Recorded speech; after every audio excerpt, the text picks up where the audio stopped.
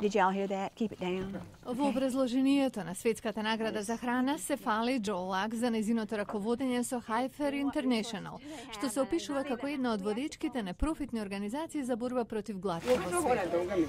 Heifer International започнува да им помага на луѓето да излезат од сиромаштија и глад со подарување добиток.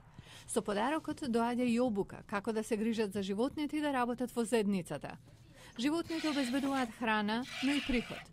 Младенчињата потоа се даваат на други членови на заедницата. Комисијата што ја доделува Светската награда за храна вели дека приодот на Heifer спасил милиони од сиромаштија.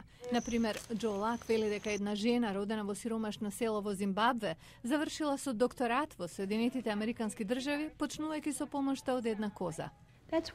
Една коза може тоа да го направи, но животното е само катализатор, почеток на многу други работи кои следат.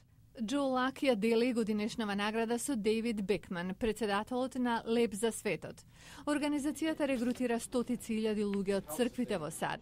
Тие ги повикуваат, им пишуваат и ги посетуваат членовите на Конгресот да поддржат политика за помош на сиромашните.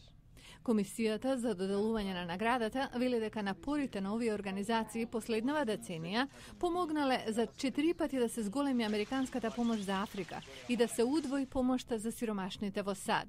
Бекман посочува и на трикратното зголемување на американската помош за развој на 22 милиарди долари годинава како нивен најголем успех.